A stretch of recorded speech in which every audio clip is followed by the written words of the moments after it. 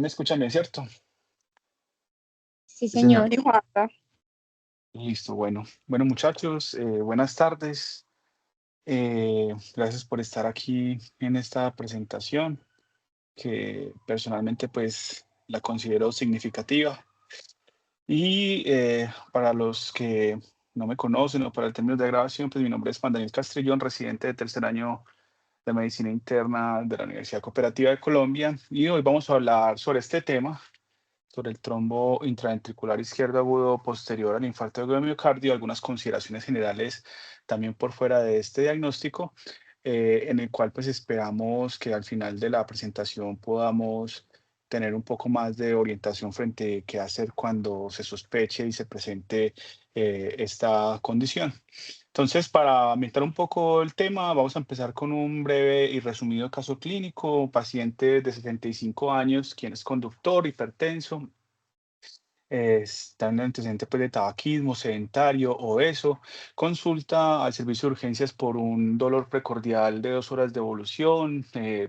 opresivo, intensidad 10/10, irradiado miembro superior derecho, el cual pues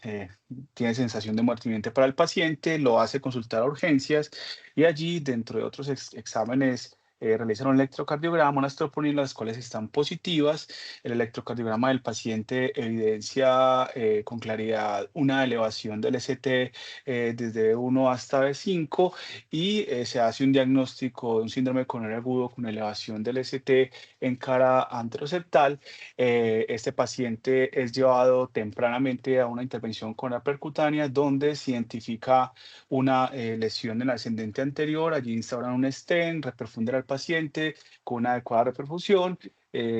sin complicaciones durante la intervención y posteriormente pues es llevado a unidad de cuidado intensivo en su recuperación. El paciente asintomático cardiovascular, ustedes ven que tiene al ingreso allí unos signos vitales estables, el paciente no tiene signos de sobrecarga o de falla cardíaca asociada y unos paraclínicos que están dentro de la valoración en límites normales. El paciente, con base en las guías, es llevado inicialmente, después de una evaluación de su riesgo de sangrado a través de la Academy Research Council, a través de criterios mayores y menores, como un paciente de bajo riesgo para sangrado, y es llevado a una estrategia de integración dual inicial, y además se le instala pues todo el manejo de base que él requiere para esta condición y se lleva una ecocardiografía, la cual pues se instaura o se hace entre esas primeras 24 horas después de que el paciente se llevó a la interconexión coronaria y este es el ecocardiograma. Quisiera preguntarles, ustedes en ese ecocardiograma, en términos generales, además de lo que describe el ecocardiografista, que es una FEBI reducida, una kinesia del catéter apical, si ustedes, como dice él, ven o no ven trombo en ese ecocardiograma. Una valoración rápida de algunos de los compañeros. Perdón.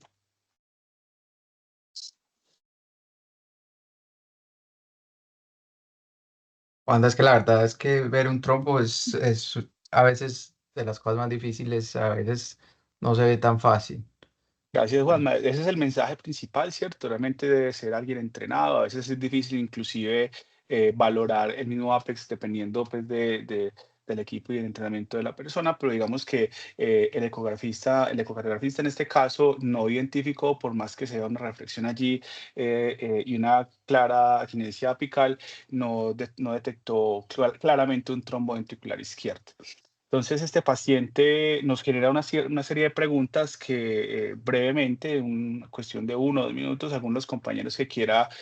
responder estas preguntas. Este paciente tendría riesgo para desarrollar un trombo intraventricular izquierdo. ¿En qué proporción podría ser ese riesgo? Si el paciente presentara este trombo o en el contexto de este paciente que no lo presenta, ustedes iniciarían algún tipo de anticoagulación, le harían profilaxis, repetirían la ecocardiograma en caso de que sí, al cuánto tiempo, o harían una resonancia, qué cambiarían de ese ecocardiograma, y si definen anticoagulación o profilaxis, ¿con qué lo harían? Rápidamente, ¿quién quiere compartirnos algún comentario? Wanda, yo me voy a lanzar. Eh, Hágale. Mira, Pues el riesgo definitivamente en los infartos, este infarto era un infarto anteroseptal extenso. Es uno de los infartos que tiene más este riesgo, sobre todo cuando hay una asinesia apical, se genera un flujo turbulento que pues por la teoría de Virchow pues favorece la formación de trombos a este nivel. Y pues más o menos en lo que he revisado, si es un ST, pues el riesgo es más o menos 6%, pero ya cuando es anterior específicamente, se sube como al 10%, y si la fracción de eyección cae, el riesgo, y yo creo que si es por debajo de menos de 50, la posibilidad de formar un trombo sube casi al 19%. Sin embargo, hasta donde yo recuerdo, no hay indicación cuando no se ve el trombo de uno iniciar anticoagulación solamente por el alto riesgo. Lo que yo tengo entendido que está indicado es hacer un seguimiento en estos pacientes de riesgo, me parece que a las 72 horas y creo que a las 2 semanas, para ver si uno encuentra el trombo, y si se encuentra pues el trombo en estos días, pues se iniciaría anticoagulación. Eh, y ¿cuál anticoagulación? Pues en este caso si no encuentro trombo, no pondría anticoagulación, entonces pues no estaría pues a discusión esa pregunta. Muchas gracias, Juanma.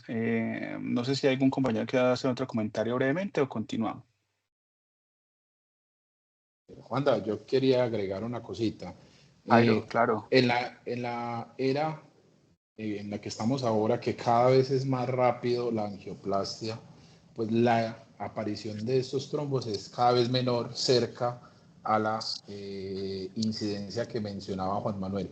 Pero especialmente pues en algunos lugares en los que no se logra revascularizar a los pacientes rápido, sucede lo que sucedía hace 20 años, y es que hasta el 40% de los pacientes llegaban a tener trombos intracavitarios. Eso, tenerlo en cuenta, pues si estamos en instituciones donde no se revasculariza, por lo menos lo que está pasando en el Manuel Uribe en este momento. Muchas gracias, Jairo, y a Juanma también por la intervención. Entonces, muchachos, lo que vamos a enfocar en esta exposición es responder estas preguntas y frente a la anticoagulación, mirar entonces el estudio Ribauer, que fue el que nos da, digamos, una mayor evidencia, una evidencia más robusta frente a la pregunta de la anticoagulación, con qué y obviamente en qué consideraciones. Entonces, vamos a responder estas preguntas pues, basados en la evidencia. Juanma muy bien describía claramente cómo estos pacientes tienen la triada de Virchow por diferentes condiciones que llevan a un aumento de la presencia de trombos en esta subpoblación con infarto de miocardio extenso, aunque veremos pues que la consideración del componente akinético del APEX es fundamental, pero claro, estos pacientes entonces tienen injuria, exposición en colágeno, activación de la cascada de la coagulación, inflamación, que ya hay hipercoagulabilidad y obviamente esa alteración en el flujo sanguíneo a este nivel genera toda la receta perfecta para que tenga un alto riesgo trombótico y desarrolle finalmente estos trombos. Y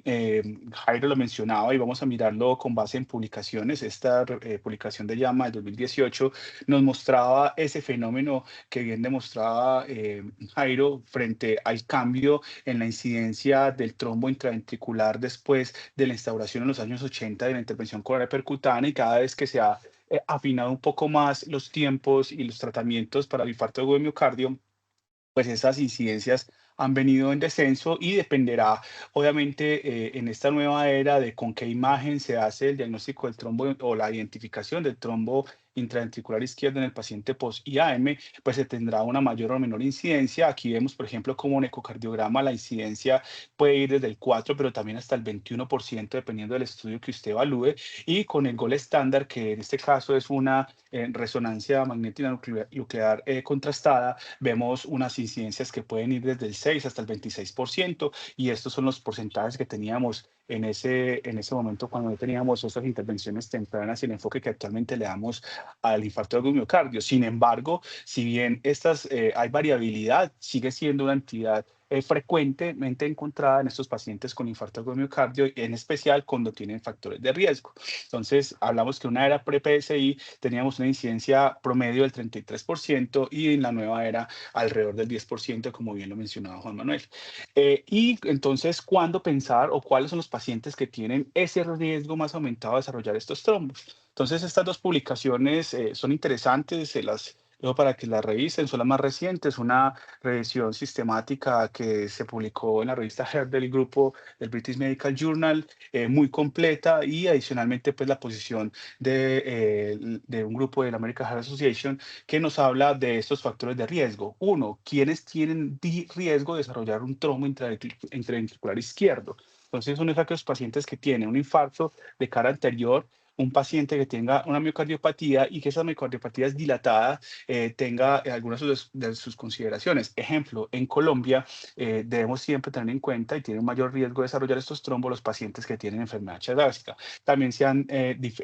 identificado pacientes con miocarditis eosinofílica, periparto, amiloidosis cardíaca, el síndrome de Takotsubo, entre otros, pero siempre tenerlos presentes porque este es el subgrupo que nos llevará a tomar definiciones terapéuticas diferentes al resto de la población. Ahora, en el subgrupo del tema que nos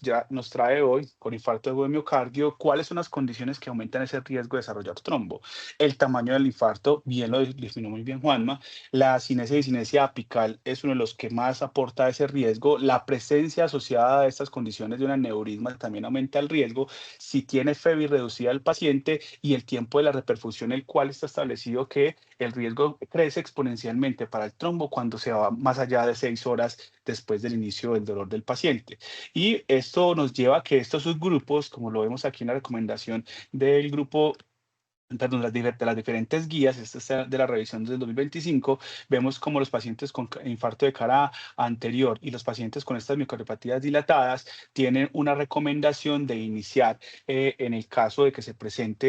no se presente el trombo, una profilaxis para prevenir el desarrollo de ese trombo a través de anticoagulación. La pregunta es, ¿con qué? ¿Cierto? ¿A qué dosis y a qué tiempo? Que lo veremos a continuación, pero veamos siempre, y lo vamos a tener presente aquí en adelante, y es uno de los argumentos que sustentan el estudio que presentaremos, es que realmente el grado de recomendación, el nivel de evidencia es pobre porque la mayoría de esta información proviene de estudios observacionales, tanto retrospectivos como prospectivos, que aportan información, pero que digamos no son contundentes desde el punto de vista estadístico. Ahora, lo que más tememos con estos pacientes con un trombo intraventricular izquierdo es que hagan complicaciones. ¿Cuáles complicaciones? Es que hagan una CB, ¿cierto? Que hagan un embolismo sistémico, y hay unos factores de riesgo también definidos para poder tener o para tener un mayor riesgo de desarrollar estos embolismos, y mira que son algo congruentes con esa probabilidad de tener mayor o tener un trombo asociado, como son una FEBI reducida, la dilatación del ventrículo izquierdo, la característica de los trombos que sean móviles en pacientes mayores de 60 años y la extensión del infarto. Tener estas condiciones eleva el riesgo de una muerte cardiovascular o eventos cardiovasculares mayores hasta un 37%, cuando el riesgo de la subpoblación es entre el 10 y el 20%, y de embolismo del 20% cuando esa es alrededor del 10%. Y hay unas características del trombo que hacen que tenga un menor riesgo, no elimina, reduce el riesgo, y es que este trombo tenga características laminares calcificados o que no estén móviles a la hora de su evaluación. Y esto hay que tenerlo en cuenta, y esto nace de diferentes estudios, la mayoría de ellos observacionales, como lo mencioné ahorita. Este es un estudio observacional el cual evaluó retrospectivamente esos factores asociados al desarrollo de los trombos intraventriculares, y vemos cómo el infarto agudo de miocardio de cara anterior aporta 9,9 más riesgo de desarrollar este trombo, siendo el factor más frecuentemente asociado con este desarrollo. Esto es una ecografía que nos mostraba lo que ahorita también mencionábamos de la dificultad o la diferencia en observar un trombo, aquí sin contraste y aquí la eco-TT con contraste, donde se veía de mejor forma el trombo, y ahorita hablaremos un poco de esa sensibilidad y especificidad para detectarlos. Este es otro estudio prospectivo, 1.600 pacientes aproximadamente, 308 pacientes en este estudio prospectivo, en el cual se hizo también una evaluación del riesgo, y miren que aquí también hablaban sobre la FEBI reducida y el infarto agudo de miocardio anterior como factores asociados con un factor de riesgo o con un riesgo, perdón, un poco más o muy similar a lo que presentaba el estudio anterior. Y también pues busqué datos colombianos. Este es un estudio que se publicó en una revista peruana desarrollado con pacientes de 3 instituciones aquí en la ciudad de Medellín, en el cual pues se buscó caracterizar los pacientes con trombo intraventricular izquierdo, no solamente los asociados a infarto, sino todos los que tienen un trombo intraventricular izquierdo. Y vemos pues que la característica de esta población de aquí de Medellín es que tiene una edad media de 72 años. Bueno, lo otro importante es que fue de un periodo de 22 años de observación, o se buscó información en 22 años, y fueron 307 pacientes incluidos, 62 años de edad media, la mayoría hombres. Factores de riesgo comunes para la enfermedad coronaria presentaban estos pacientes, tabaquismo también asociado, y miren que la FEBI de esta población, la media de la FEBI era 30, con un rango intercuartílico entre 20 y 37, lo cual pues habla que la mayoría de estos pacientes tenían ese factor de riesgo asociado. Además, para la presentación, miren que casi el 96% de los pacientes presentaban compromiso de la cara anterior del ápex y unos tamaños de trombo que eran, digamos, digamos, de un tamaño considerable a la hora de la evaluación del tamaño del trombo.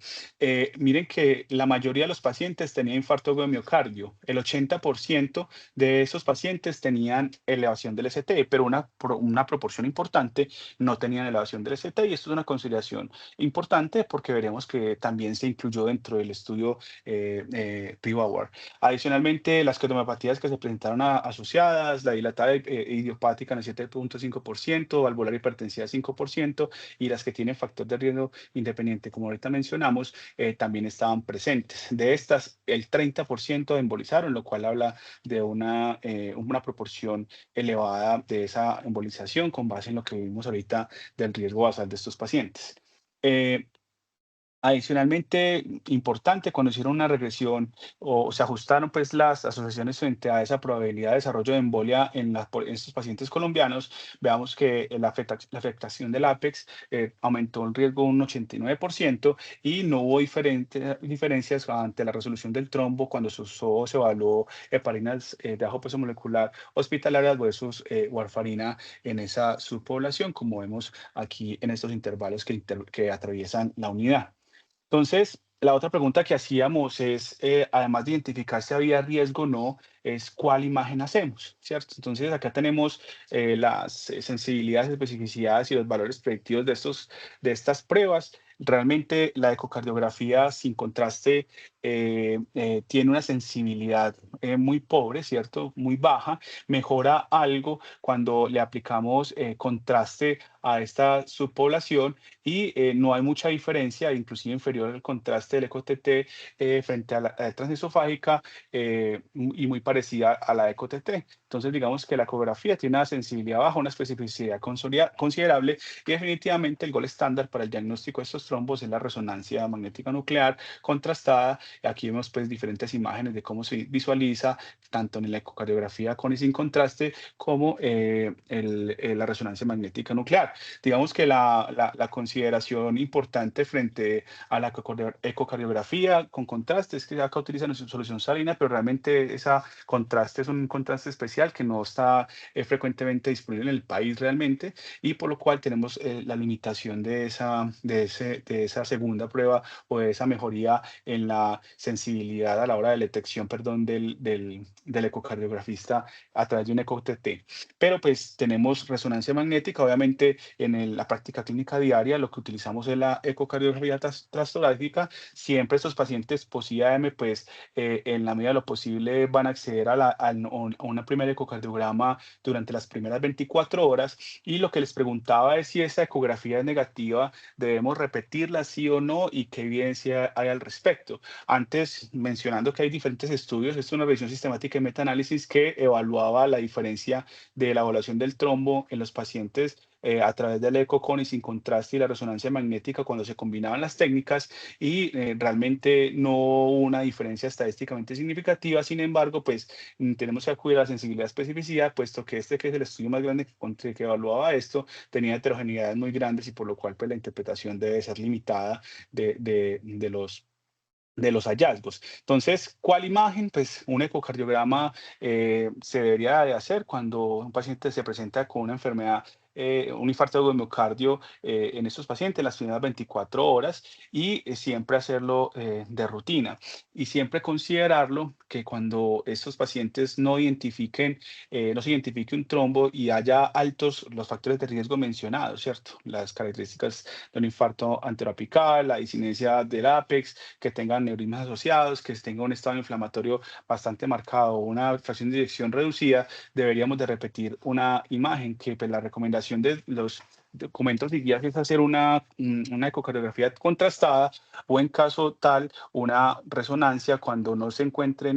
con esta imagen o no está disponible y una resonancia pues que depende de la disponibilidad de los costos, debería de hacerse cuando la alta sospecha esté presente. Y lo mismo, siempre que tengamos una miocardiopatía dilatada con algunos de los factores de riesgo ahorita mencionados o las condiciones antes mencionadas, deberíamos de también hacer de rutina el ecocardiograma para detectar estos trombos intraventriculares. ¿Cuándo? Entonces, esa de primera 24 horas, si es negativo, pues ya hay estudios que nos hablan sobre el tiempo en el cual digamos, la resonancia, este estudio está hecho con resonancia para detectar los trombos intraventriculares, tienen mejores rendimientos para detectar los trombos cuando un ecocardiograma inicial es negativo, y lo que nos demuestra es que a partir del tercer día de las 72 horas ya aumenta, digamos, en una frecuencia importante la detección de estos trombos intraventriculares izquierdos, pero definitivamente es a las 2 semanas cuando mejor rendimiento tiene y de una forma estadísticamente significativa. Entonces, no vale la pena uno repetir un ecocardiograma TT o hacer una resonancia al segundo día o al tercer, digamos, al tercer día posinfarto después de haber hecho en esas primeras 24 horas un eco TT y no se identifique trombo. Deberíamos esperar a las 72 horas, repetirlo uno, ojalá con contraste, pero pues no tenemos amplia disponibilidad y en caso tal, repetir la imagen a las 2 semanas, idealmente en caso de alta sospecha, una resonancia, pero en la práctica clínica hacemos antes del alta un ecocardiograma buscando esos trombos. Y esto es acogido por esta revisión publicada en los 22 en JACC, en donde vemos que cuando no se identifica un trombo en esas primeras 24 horas, pues infarto agudo de miocardio y tiene los factores de riesgo mencionados, estos pacientes deberían de hacérsele una imagen o idealmente pues un ecocardiograma contrastado, si no tiene disponible una nueva imagen, después a las 72 horas. Si este paciente persiste con el riesgo, debería de hacerse una nueva imagen a las 2 semanas, idealmente el eco-TT contrastado, y si no, pues una resonancia si tiene disponibilidad, y si no se tiene disponibilidad, pues hacerle por lo menos una nueva imagen, en este caso un eco-TT, para tratar de identificar esos trombos y definir si el paciente va a terapia antiagregante dual o si definitivamente va a una terapia triple, de la cual ahorita hablaremos cuál debería ser la estrategia a utilizar en esta población con trombo presente. Ahora, lo que preguntábamos, ¿y si este paciente entonces tiene alto riesgo, no se identifica, esos pacientes se benefician de una profilaxis? Pues ya las guías tienen unas recomendaciones con base en alguna evidencia que se ha publicado frente a esta pregunta. Entonces, a la warfarina definitivamente en los estudios no le va bien.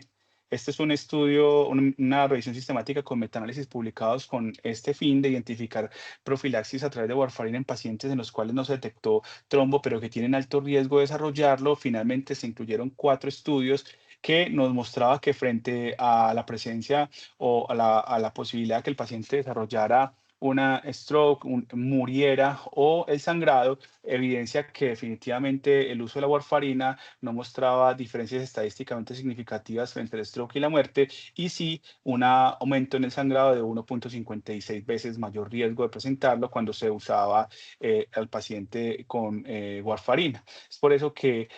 digamos que la warfarina no tiene digamos, un buen respaldo para esa profilaxis. Y para el caso de los DOACs, en el caso del rivaroxaban, hay otros estudios, pero este es, digamos, como el más robusto. Tenemos esta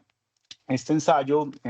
controlado autorizado que nos mostraba o que buscaba superioridad del uso o no uso pues, del rivaroxaban como profilaxis, con un objetivo primario de mirar si se formaba un trombo a los 30 días de seguimiento y además como eventos secundarios si se evaluaba también en esos 30 días eventos adversos, principalmente dado por eventos tromboembólicos en esa subpoblación. Ellos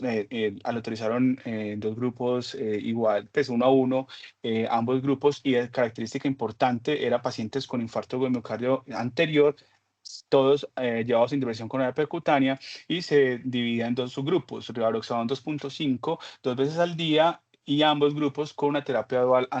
una terapia antiagregante dual. Y al mes se suspendía el rivaroxaban y se hacía el seguimiento a los 80, a los 90 y 180 días posterior al uso del rivaroxaban. ¿Qué encontraron? Pues esta población, una población de 57, 58 años para cada subgrupo. Estos pacientes, pues obviamente era un estudio autorizado, no había diferencia en las características basales de esta población, factores de riesgo comunes. Importante, la FEBI de esta subpoblación estudiada en este ensayo tenía una FEBI de 55 y 53% respectivamente, es decir, no tenían esa carga adicional de riesgo que ya habíamos documentado previamente, y se evaluaron otras condiciones pues asociadas a la característica del vaso culpable, y ellos lo que hicieron fue evaluar entonces en ese seguimiento esa formación del trombo a los 30 días y dividieron la población en dos subgrupos, uno con intención a tratar y uno con la característica basal original de cada subgrupo, y en ninguna de las dos condiciones, cuando se evaluaba la formación del trombo a los 30 días, aquí en rojo vemos que tuvo mayor número de eventos, es decir, de formación del trombo en el grupo de pacientes que no tenía rivaroxaban, y miren que realmente cuando se evalúa el hazard ratio y la P que fue estadísticamente significativa, realmente el riesgo era considerablemente mayor para el subgrupo que no tenía el rivaroxaban como profilaxis, lo mismo en el subgrupo de los pacientes con intención a tratar, y cuando se hablaba de las reacciones adversas, es decir, la formación de eventos tromboembólicos, miren que el riesgo también fue mayor con una hazard ratio muy significativo, ¿cierto? Aportaba un beneficio bastante grande para el subgrupo de pacientes que sí tenían rivaroxaban, y esto se mantuvo por los primeros 30 días, es decir, presentaban mayores reacciones, eventos adversos en esta subpoblación que no los usó, por lo cual, pues digamos, hay evidencia importante. Lo otro pues que hay que tener en cuenta, y se me olvidaba mencionar, una población que tenía, digamos, un número calculado con base en esa intención de superioridad, pues de más o menos alrededor de 220 pacientes, lo cual lo hacía pues un estudio robusto para la evaluación de esto, y cuando evaluaron sangrado no encontraron diferencias estadísticamente significativas frente a este evento, por lo cual pues se hablaba de un beneficio del uso, en este caso del rivaroxaban 2.5 miligramos asociado a la terapia dual antiagregante, por lo menos en esos 30 días, para reducir el riesgo de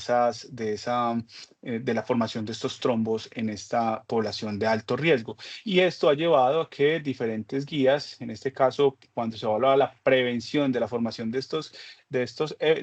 trombos, pues lleven en los pacientes con características de alto riesgo, infarto anterior, las miocardopatías dilatadas, con obviamente, dependiendo del peso de la información que se tenía, a recomendar esa probable profilaxis siempre, y como siempre lo hacemos cuando estamos en presencia o vamos a iniciar un anticoagulante, evaluando el riesgo-beneficio frente al sangrado y el riesgo trombótico. Aquí ya se evalúa pues con las características que mencionamos, evaluarle siempre el riesgo de sangrado, y con eso tomar la decisión de llevarlo al beneficio de una profilaxis, en este caso pues con rivaroxaban. Esto lo que trae entonces el consenso de expertos de la AJA, en la cual pues tenemos los dos subgrupos de riesgo de desarrollar los trombos, y vemos que el paciente con infarto de miocardio anteroseptal con aquinesia o diskinesia del ápex, estos pacientes, si no tienen un alto riesgo de sangrado, deberían de llevarse a una profilaxis de por lo menos 1 a 3 meses, y lo mismo en los pacientes que tengan miocardiopatías dilatadas con características de riesgo, también debería de llevarse a esa prevención, siempre evaluando, insisto, el riesgo-beneficio, como lo muestra también la revisión sistemática, perdón, el review publicado este año del British Medical Journal, en donde también el peso de la decisión se debe tomar con base en el riesgo de sangrado y el riesgo de trombosis que tiene el paciente, con una duración de 1 a 3 meses. Esto porque se demostró también en este estudio que el promedio de resolución del trombo de la población estaba alrededor o tenía un rango intercuartílico entre los 90 y los 110 días, y ya por fuera de este rango son casos que se deben de analizar individualmente para poder evaluar esa persistencia del trombo, definiendo la necesidad de otras estrategias. Ahora, frente a cómo lo trato, entonces, Juan bien lo mencionaba, entonces la pregunta es DOAX o warfarina, ¿cuánto tiempo vamos a utilizarlo? ¿Qué evidencia hay al respecto? Voy a empezar entonces con las recomendaciones de la guía y posteriormente miraremos la evidencia que tiene esto. Y es que estos pacientes, cuando ya se habla de tratamiento, vemos que las guías recomiendan la anticoagulación en presencia de un trombo intraventricular, y aquí pues ya no hablan exclusivamente de warfarina, sino que también utilizan estos DOACs para considerarlos dentro de la recomendación. Y miren que la clase de recomendación pues sigue siendo mala, pues un grado de recomendación 2B y un nivel de evidencia C, porque la mayoría de estos estudios, hasta el momento de la publicación de estas guías, te dan estudios observacionales con un par de ensayos que ya veremos que tienen limitaciones importantes. Entonces, este es uno de ellos que evaluaba el apixaban con warfarina en pacientes pues, con trombo ventricular izquierdo, y hacían un ensayo clínico de no inferioridad abierto, aleatorizado, multicéntrico en diferentes instituciones en Israel, principalmente en Jerusalén, y tenían como objetivo principal evaluar la presencia o la persistencia de un trombo intraventricular a los 3 meses de tratamiento, comparando el apixaban con la warfarina, y posteriormente utilizaban como objetivos secundarios evaluar el sangrado mayor, la presencia de ACV, desarrollo de embolismos sistémicos, la hospitalización y muerte por cualquier causa a los 3 meses. Ellos incluían a todos los pacientes que tuvieran diagnóstico confirmado de trombo intraventricular en un periodo posterior al infarto de 1 a 14 días, y que aceptaran pues participar en el estudio. Importante, pues excluyeron a cualquier otro paciente que tuviera indicación de anticoagulación por cualquier otra causa, sea por FA, por TEP, por una trombosis venosa profunda. Adicionalmente, a los pacientes con tasas de filtración por debajo de 15 y que tuviesen alguna condición que haya limitado el reporte adecuado de una ecocardiografía que se les haya realizado cuando cumplía los otros criterios de inclusión. Entonces, mire que esta subpoblación, este estudio solamente tuvo una población inicial de 38 pacientes, y finalmente terminaron con, en el grupo de apixaban 15 pacientes y en el grupo de warfarina 15 pacientes, que es como una de las críticas comunes que se le hacen a los estudios en este contexto, y es la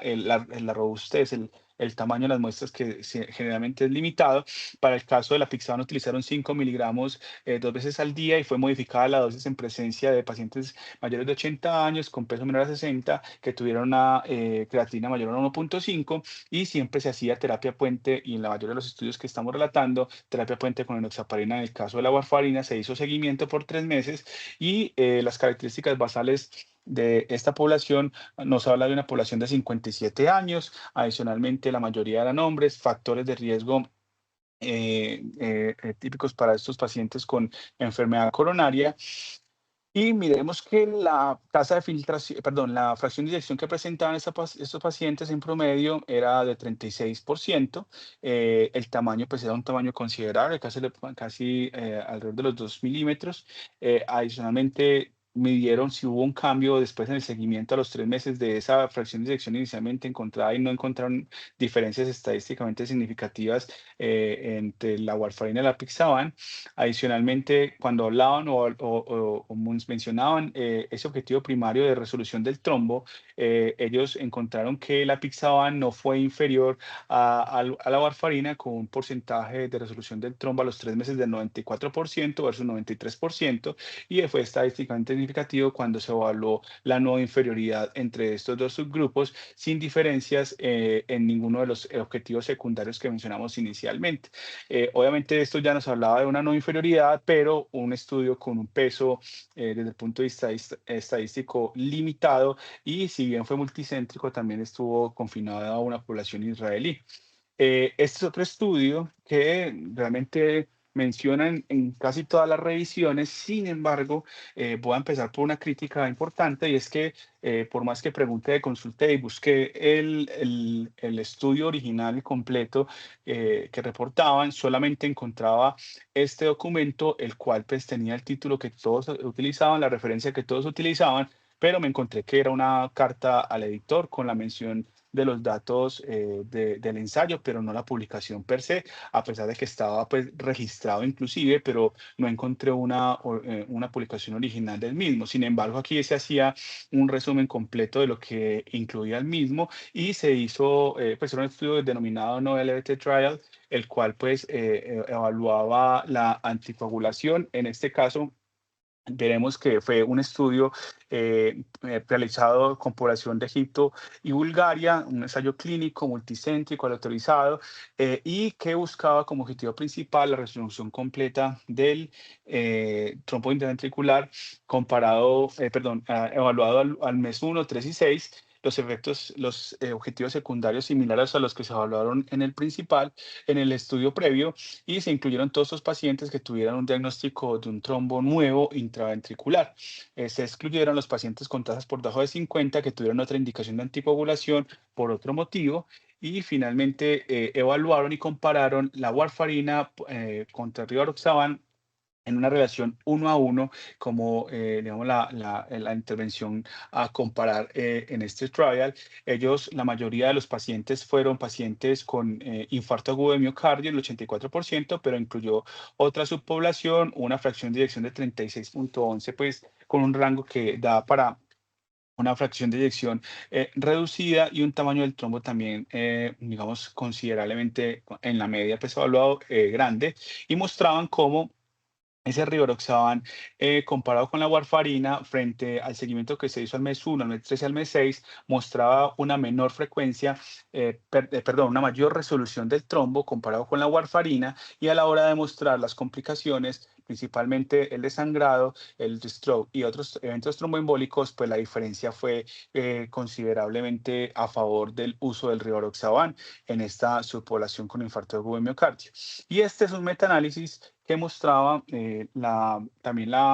el tratamiento, los resultados y la resolución de los trombos intraventriculares izquierdos, una revisión sistemática en metaanálisis que se hizo para aquellos pacientes que evaluaban efectos adversos y resolución en un periodo de estudios prerecolectados de 10 años hasta mayo del 2022, comparado todos los DOACs con la warfarina. Mandaron toda la información, tanto estudios observacionales prospectivos como ensayos clínicos que se hayan publicado al respecto, y resumieron los datos de esta evidencia. Y ellos lo que encontraron fue que cuando se evaluó y se comparó los DOACs con warfarina, en este forest plot podemos ver que frente a mortalidad hubo una tendencia a la mejoría o al beneficio del uso de los DOACs. También no hubo diferencias estadísticamente significativas frente a los eventos embólicos o ACV, y el sangrado estuvo a favor de los pacientes que usaban DOACs. Sin embargo, la gran crítica, y se los he mencionado durante la exposición, es que la mayoría de estos estudios presentaban limitaciones metodológicas importantes, especialmente por los tamaños de muestra. Y aquí vemos cómo cuando se evaluó la resolución del trombo por cada uno de los agentes anticoagulantes usados en estos diferentes estudios, vemos como la warfarina tenía la frecuencia más baja de resolución a los 80 días, seguido del rivaroxaban, y iba bien a los pacientes que utilizaron apixaban en una mayor medida, con una resolución del trombo del 93% versus 85% del dabigatran, y para todos los estudios que incluían DOACs del 80% de la resolución,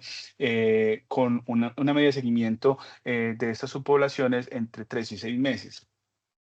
Toda esta información pues mostraba información que nos permitía establecer un posible digamos, uso de los DOACs versus warfarina con base en una no inferioridad por lo menos, y probablemente las mismas tasas de eventos adversos con un menor riesgo de sangrado a favor del uso de los DOACs. Sin embargo, la evidencia no era robusta, y por ende pues se requerían ensayos clínicos que permitieran responder con una mejor claridad estadística si realmente había esa no inferioridad y si realmente había esa ausencia de diferencia frente a los eventos adversos y frente al sangrado había un mayor beneficio. Es por eso que se publicó este año en el JACC este estudio, que es el estudio Rivauer, que mostraba y comparaba el rivaroxaban versus la warfarina en estos pacientes con infarto agudo de miocardio específicamente, que desarrollaban un trombo intraventricular izquierdo. Entonces, esto fue un ensayo clínico de no inferioridad que se realizó en Pakistán de centro único, no fue multicéntrico. Sin embargo, ellos allá, digamos que chicanean un poco porque dicen que es el centro que está ubicado en Karachi, en Pakistán, donde más se realizan intervenciones coronarias percutaneas en el mundo, calculan aproximadamente 10.000 anuales. Este estudio entonces se hizo en este centro, se evaluó la resolución completa del trombo a las 12 semanas y los objetivos secundarios fue la mortalidad por cualquier causa, ACV y eventos hemorrágicos. Adicionalmente, pues estos pacientes cumplían criterios de inclusión cuando tenían ese diagnóstico confirmado después del infarto de miocardio con y sin elevación del ST, incluyeron ambos subgrupos, y se les hacía el diagnóstico a través de un ecocardiograma entre el día 1 y 7, y que se incluyeran dentro del el periodo de estudio, que era el 7 de junio del 2021 al 31 de diciembre del 2023. No se incluyeron a pacientes que pues, no firmaron el consentimiento, aquellos que tienen antecedentes de hemorragia mayor intracraneal, con shock cardiogénico, que tienen una tasa por debajo de 30 o que tuvieran otras indicaciones de anticoagulación, como he mencionado a lo largo de los diferentes estudios con características similares. La intervención que se realizó en este estudio, en este ensayo clínico, nos hablaba de una lauterización 2:1, 2 para el subgrupo de rivaroxaban, 1 para el grupo de warfarina. Ellos ahí mencionan que esto se dio con base en la frecuencia o la probabilidad de prescripción de algunos de los medicamentos y se daba rivaroxaban 20 miligramos al día versus warfarina 5 miligramos al día con un rango objetivo inicial de 2 a 2.5 cuando había terapia triple y posteriormente de 2 a 3 para poder mantener un rango terapéutico de anticoagulación adecuado en esa población. Ya veremos con qué seguimiento. Y ambos subgrupos tenían terapia antiagregante dual, antiagregante por un mes. Y después de ese mes se suspendía la aspirina y solo quedaban con clopidogrel más la anticoagulación. Se hizo seguimiento a 12 semanas a través de llamadas telefónicas y visitas presenciales. Las telefónicas eran semanales y en ambas se buscaba siempre la adherencia a la medicación, se buscaba evaluar también los INR de los pacientes y los eventos adversos que presentaran, los sangrados tipo 3, ya vamos a ver por medio de qué escala, y los eventos tromboembólicos. Adicionalmente, a las 12 a las 4 semanas se hacían ecocardiogramas, siempre garantizando que a la cuarta semana se hacía y a la 12ª semana se hacía, en la cual siempre se evaluaba la presencia o no del trombo intraventricular. Punto a considerar importante es que, digamos que el grupo de ecografistas era completamente heterogéneo, variado y digamos que obviamente esto puede generar diferencias en la visualización de los trombos con base en la experiencia de cada uno de los ecocardiografistas. Entonces la escala BARC fue la que se usó para definir el sangrado en este ensayo a través de la presencia o no cuando se clasificaba tipo 3, que era una pérdida de aproximadamente 3 a 5 gramos de hemoglobina o que llevara a necesidad de transfusión con otras características en adelante. Se evaluó entonces a través del punto de vista estadístico la no inferioridad del rivaroxaban frente a la warfarina a las 12 semanas con un margen de no inferioridad del 7% amplio y una potencia del 8% y un error alfa del 5%. Entonces, con esto se hizo un cálculo que para poder encontrar esa no inferioridad o esas diferencias se requería un tamaño de muestra de 270 pacientes, 180 para el grupo de rivaroxaban y 90 para el grupo de la warfarina. Ellos dentro del texto establecen que hicieron un análisis post hoc, pues yo la verdad creo que es un recálculo de la potencia del estudio porque no pudieron recolectar los 270 pacientes que requerían y al evaluar con los pacientes que evaluaron o que incluyeron, ellos dijeron que habían recalculado una potencia que era similar a la que habían calculado inicialmente y por eso pues no hubo ninguna limitación frente al desarrollo de los análisis. Y se hizo pues un análisis a través de SPSS y Python, un análisis univariado, bivariado y multivariado con base en las características de cada